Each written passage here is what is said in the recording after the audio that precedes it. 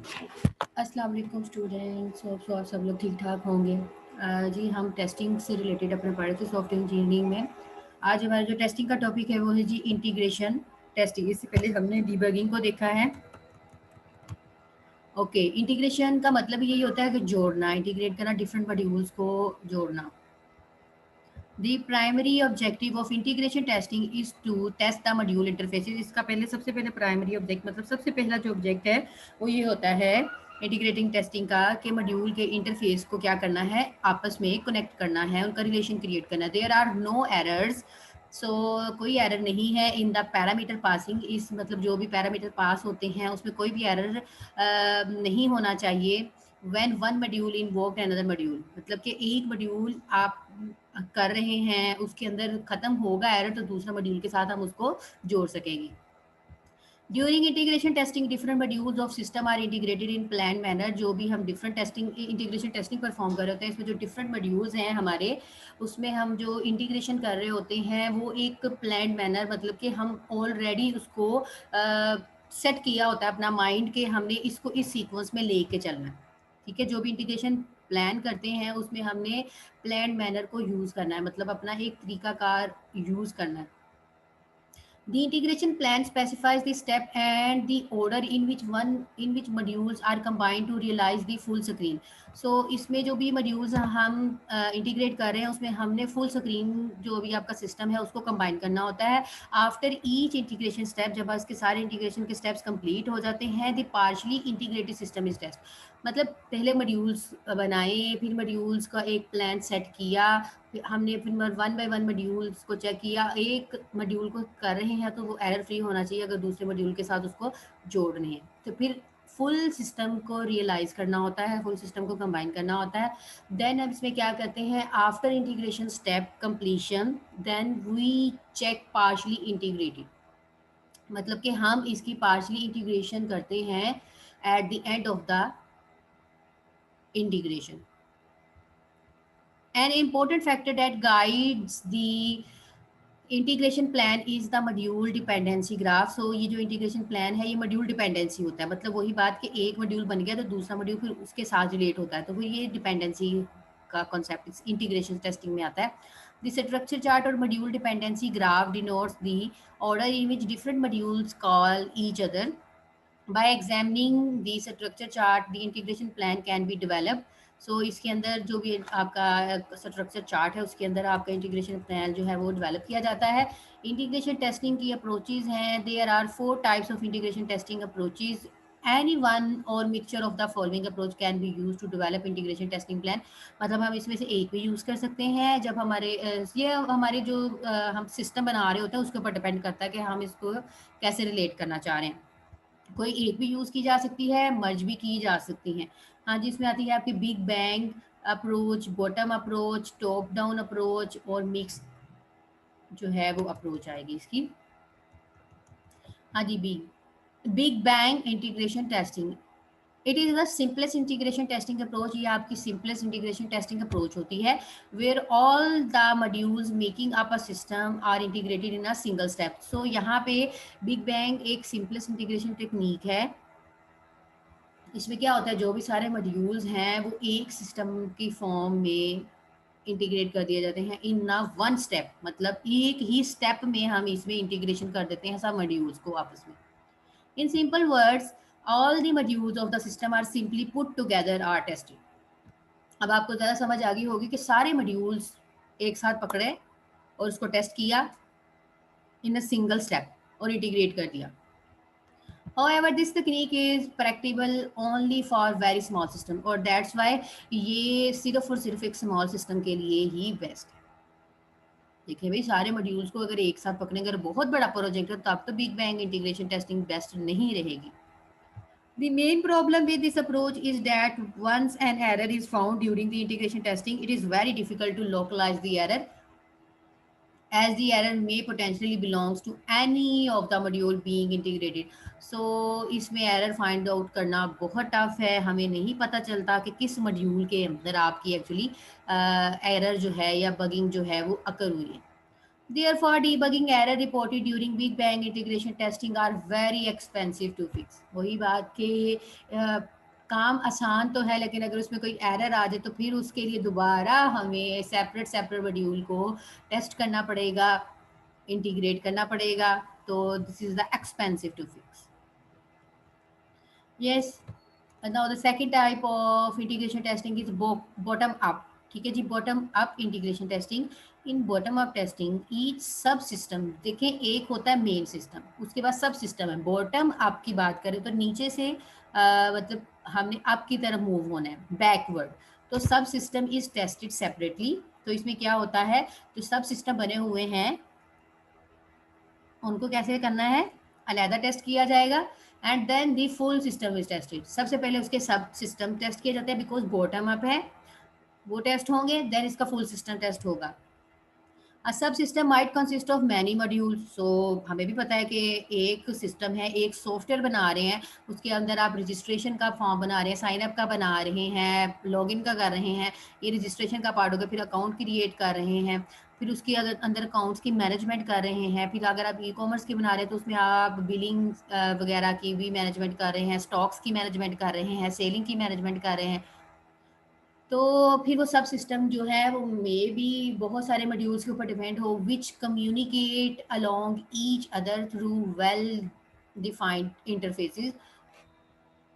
The primary purpose of testing each subsystem is to test the interface among various modules making up the system.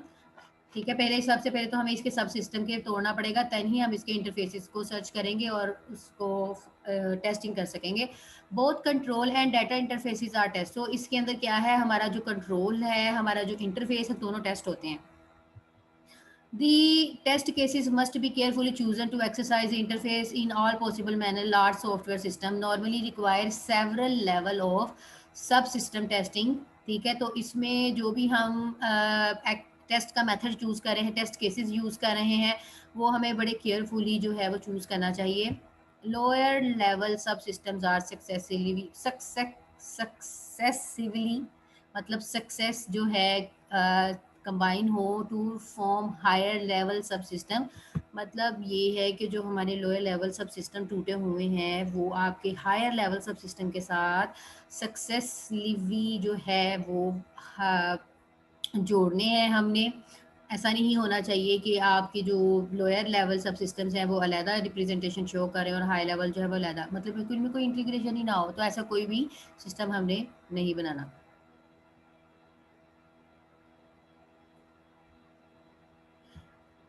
सो कुछ words होते हैं जो कि हमें पता है कि मुंह पे चढ़ते ही नहीं है, लेकिन अब उसको स्किप तो नहीं किया जा सकता.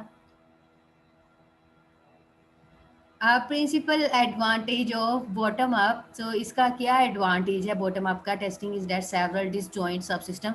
सबसे पहले तो देखो भाई, हम जो आपके सब सिस्टम है उनको एक साथ हम टेस्ट कर सकते हैं. ठीक है, सब सिस्टम्स का ये एडवांटेज है इसका. इन प्योर बॉटम टेस्ट आप जो भी हमारी बॉटम अप टेस्टिंग है और स्टब्स आर रिक्वायर्ड है, मतलब कि सब सिस्टम्स इसमें हमें रिक्वायर्ड होते हैं.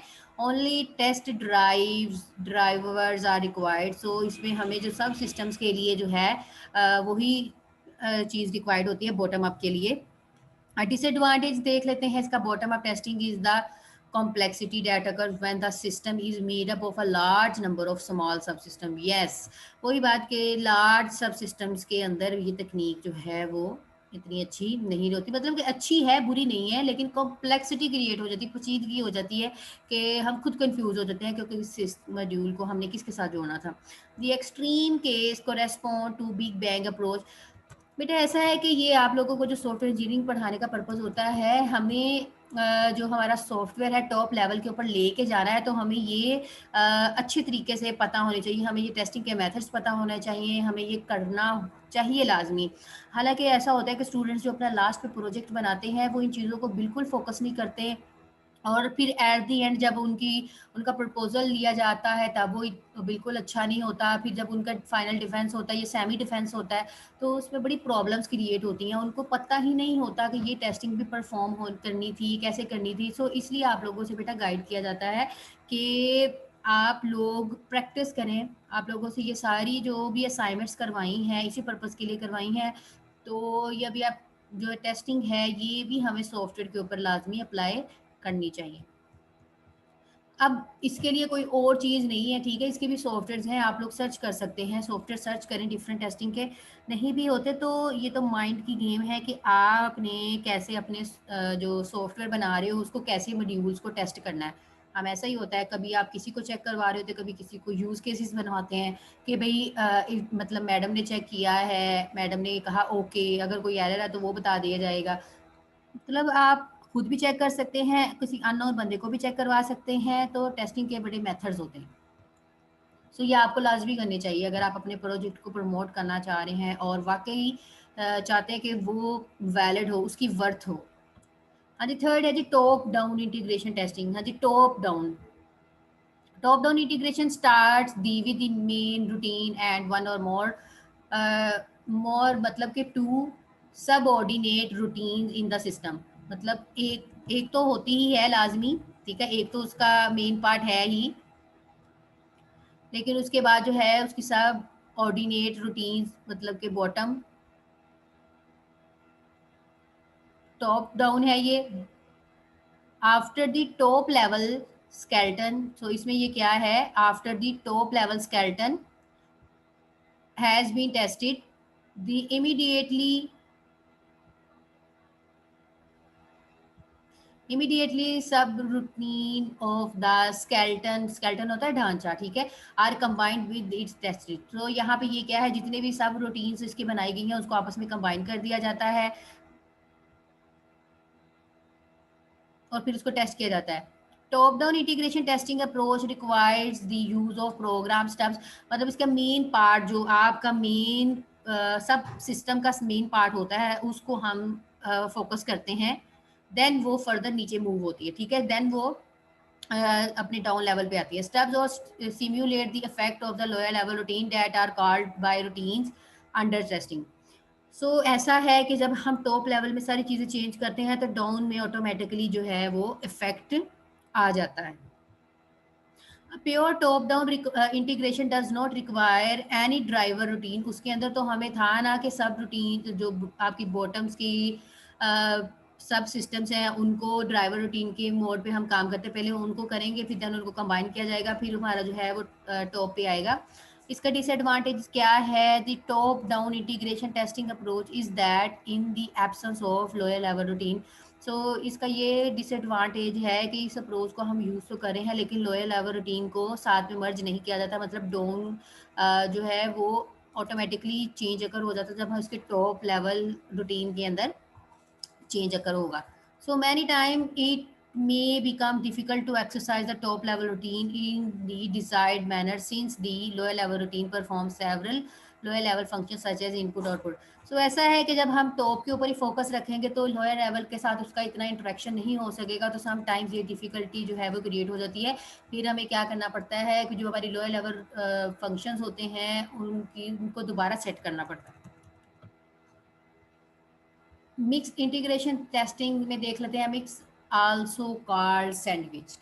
ओ, इसको ये देखिए कैसा नाम दिया है सैंडविच का, ठीक है, सैंडविच भी हम ऐसे ही बनाते हैं, डिफरेंट चीज़ों को मिक्स कर लेते हैं। Integration testing follows a combination of top down and bottom up testing approach. So वही जो आपकी टॉप डाउन और बॉटम अप टेक्निक है उनको ज़्यादा हम यूज़ करते हैं, तो मिक्स इंटीग्रेशन के अंदर हम उसको यूज़ कर लेते हैं दोनों को। In top down approach testing can start only after the top level modules have been coded and unit testing. ठीक है, इसके ऊपर दो मतलब आपकी जो टॉप लेवल है उस मॉड्यूल से स्टार्ट करेंगे और उसको कोड करेंगे, जो भी कोड हुआ है हमारा, और उसके ऊपर यूनिट टेस्टिंग अप्लाई कर देंगे, ठीक है।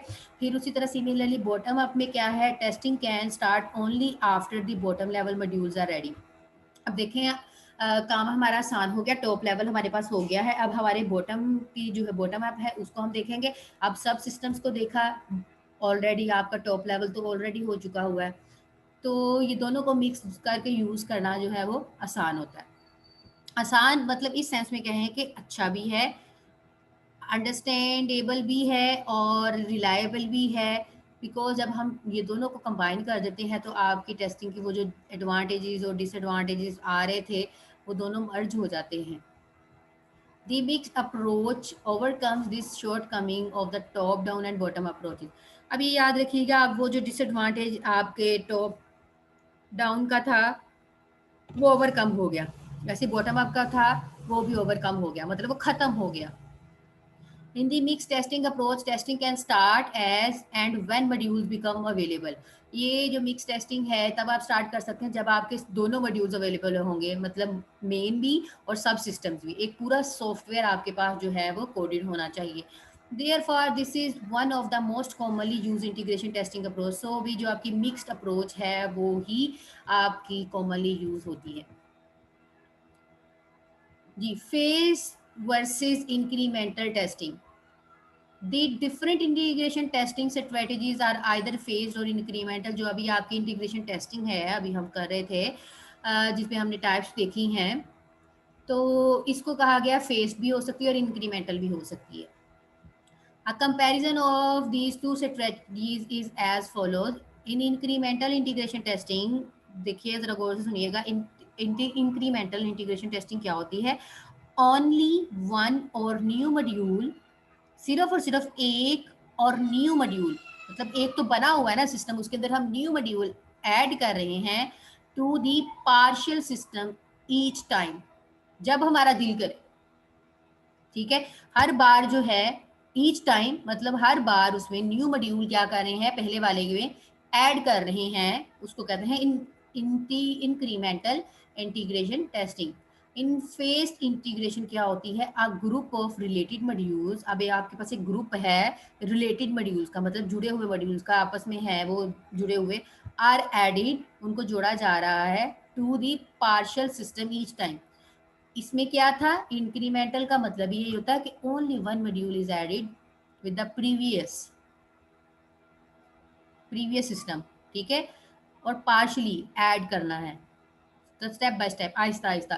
फेस में क्या होता है, ग्रुप ऑफ रिलेटेड मॉड्यूल्स, इसमें एक साथ ग्रुप ऐड करना है हमने डिफरेंट मॉड्यूल्स का, वो ग्रुप 2 भी हो सकता है, 3 भी हो सकता है, so on, depends upon your system and this system modules and your requirement.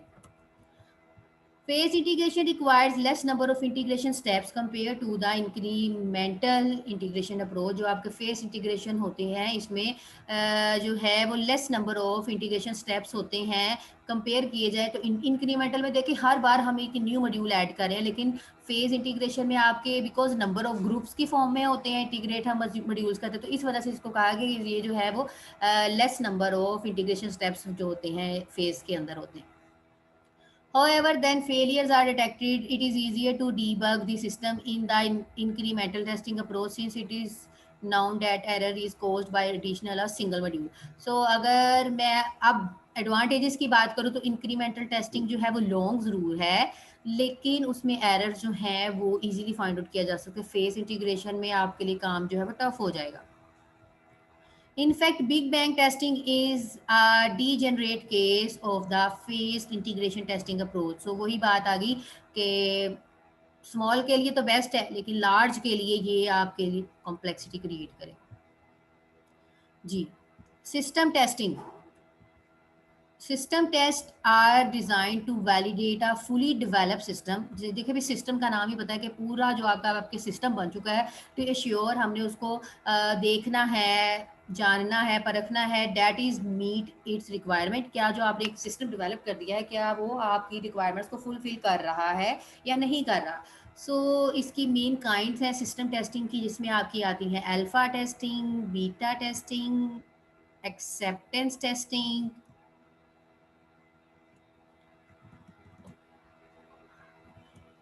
And so on. इसके अलावा मूव होती जाएंगी तो हम इसको देख लेते हैं.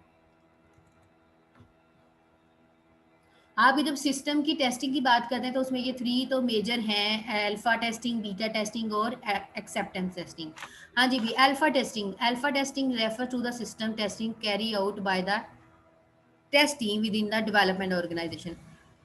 हाँ जी भाई, अल्फा टेस्टिंग वो टेस्टिंग होती है जिस टीम ने इसको डेवलप किया होता है या फिर ऑर्गेनाइजेशन में और बंदे हैं, वो आपस में मिलके एक ऑर्गेनाइजेशन के अंदर टेस्ट किया जा रहा है. ठीक है, कि मैंने वेबसाइट बनाई है या मैंने एक सॉफ्टवेयर बनाया है, मैं अपनी टीम मेंबर्स को कह रही हूँ कि प्लीज़ इसको चेक करें. ठीक है, वो जो टेस्ट कर रहे हैं, उसको व्यू कर रहे हैं, वो आपकी अल्फा टेस्टिंग है। बीटा टेस्टिंग क्या होती है? Beta testing is the system being performed by select group of friendly customers. हाँ जी भाई, आप कुछ वेबसाइट्स होती हैं या कुछ सॉफ्टवेयर्स होते हैं, आप किसी किसी को उसकी एक्सेस प्रोवाइड कर देते हैं, ठीक है, कि भाई आप लोग मेरी जो हमने वेबसाइट बनाई है, सॉफ्टवेयर बनाया है, लेकिन वो होते हैं आपके फ्रेंड ही हैं, बिकॉज बीटा की भी एक्सेस हम लोकल यूजर को नहीं दे सकते। जैसे कि मैंने अपनी वेबसाइट ली है, तो उसको बीटा टेस्टिंग पे रखवा दिया है, ठीक है, और मैंने किसी किसी को उसका पासवर्ड दे दिया है। चलिए पासवर्ड भी नहीं दिया, मैंने अपना यूआरएल प्रोवाइड कर दिया और स्लैश के बाद कहा कि बीटा लिखें या कुछ भी वर्ड लिखें, तो मेरी जो वेबसाइट है या मेरा सॉफ्टवेयर है वो आपके लिए ओपन हो जाएगा। या फिर मैं सॉफ्टवेयर दे रही हूँ, आप इंस्टॉल करें अपने सिस्टम के अंदर और उसको यूज़ करें, ठीक है। ये होती है बीटा टेस्टिंग। अल्फा टेस्टिंग आपके जो इंटरनल पार्ट है टीम का, वही देखेगा। हाँ जी, एक्सेप्टेंस टेस्टिंग की बात करते हैं। एक्सेप्टेंस टेस्टिंग क्या होती है? is the system testing performed by a customer to determine whether he should accept the delivery of the system। मतलब अब ये एक्चुअली वो टेस्टिंग होती है कि यहाँ पे हम अल्फा और बीटा परफॉर्म करने के बाद हम आपका जो कस्टमर है उसको कहते हैं कि चेक करे कि वो इस सॉफ्टवेयर के जो मतलब सिस्टम की डिलीवरी है उसको एक्सेप्ट करता है या नहीं करता, ठीक है। तो ये थी आपकी सिस्टम टेस्टिंग की types. In each of the above types of test, जो भी हमने अभी तीनों देखी हैं, अल्फा बीटा और acceptance, various kind of test cases are designed by referring. हाँ जी भी, टेस्ट केसेस बनाए जाते हैं। टेस्ट केसेस आपने अपनी डॉक्यूमेंटेशन में भी लिखने होते हैं, यूज केसेस भी लिखने होते हैं। To the SRS documents, broadly these tests can be classified into functionality and performance testing। जो ये जो भी टेस्ट हमने क्लासीफाई किए हैं वो फंक्शनैलिटी और इसके परफॉर्मेंस दोनों के बेस पे टेस्ट किए जाते हैं। The functionality test the functionality of the software to check whether it satisfies the functional requirements as document in the SRS document। मतलब जो आपने डॉक्यूमेंट में लिखा है और जो आप सॉफ्टवेयर बना रहे हैं, क्या वो दोनों आपस में टैली कर रहे हैं, आपके वो फंक्शंस वैलिड हैं या नहीं है। The performance test the conformance of the system with the non functional requirements of the system। जो आपकी परफॉर्मेंस होती है, इसने देखना है कि नॉन फंक्शनल रिक्वायरमेंट्स क्या है, मेंटेनेबिलिटी, रिलायबिलिटी, पोर्टेबिलिटी, इटीसी, ये सारी चीज़ें इसने देखनी होती हैं। अब ये जो है परफॉर्मेंस टेस्टिंग, इसको हम अपने कल वाले लेक्चर में देखेंगे। ओके जी स्टूडेंट्स, इतना ही आप लोगों के लिए काफ़ी है, तो बड़े अच्छे से पढ़िएगा। टेस्टिंग बहुत ज़रूरी होती हैं, जब तक आप लोग अपने सिस्टम में टेस्टिंग परफॉर्म नहीं करते, अदरवाइज़ वो डस्टबिन में ही फेंके जाते हैं, वो सॉफ्टवेयर वेस्ट होते हैं, आपको दोबारा बनाना पड़ते हैं। और आप इस तरह बना के ही किसी को भी दे देंगे तो ये वेस्ट ही होगा। और आप देखें, जब आप एक सॉफ्टवेयर बनाएं या कोई वेबसाइट बना रहे हैं, एंड्रॉयड की ऐप ही बना रहे हैं, कुछ भी बना रहे हैं, तो उसको पहले भी खुद भी देखें, टेस्ट करवाएं, अपने टीचर से भी टेस्ट करवाएं, अपने मतलब जो भी फ्रेंड्स हैं उनसे भी कहीं टेस्ट करें, हर मॉड्यूल्स को देखें। आपको डिफरेंट सजेशंस जो हैं वो मिलेंगी। तो ये आपके लिए भी फ़ायदा होता है और दूसरों के लिए भी फ़ायदा होता है। ये मत सोचें कि मेरा प्रोजेक्ट दूसरा देख लेगा तो अब क्या होगा, ऐसा नहीं होना चाहिए। सबसे पहली बात तो हमेशा याद रखना, जो सॉफ्टवेयर बना रहे हो, जो डॉक्यूमेंट लिख रहे हो, आपने ए टू जी उसको खुद देखना है, परखना है, कोई एरर नहीं होना चाहिए। बिकॉज अगर आप एरर्स लेके जाओगे अपने टीचर्स के पास या किसी के पास भी, तो ये बहुत बुरा इम्पैक्ट डालता है कि आपने अपने सॉफ्टवेयर को व्यू नहीं किया, आपने अपनी डॉक्यूमेंटेशन को व्यू नहीं किया। ये तो मुंह पे मारने वाला हिसाब होता है ना दूसरे के, कि भाई हमने बना के एहसान कर दिया, अब तुम खुद जानो, पढ़ो, देखो इसको। ऐसा नहीं होना चाहिए, ठीक है। ये आपके फ्यूचर में, डेवलपमेंट में, हर जगह पे, बिजनेस में, हर जगह पे ये काम आएगा। अच्छा जी स्टूडेंट्स, ओके, गुड लक, अल्लाह हाफिज़।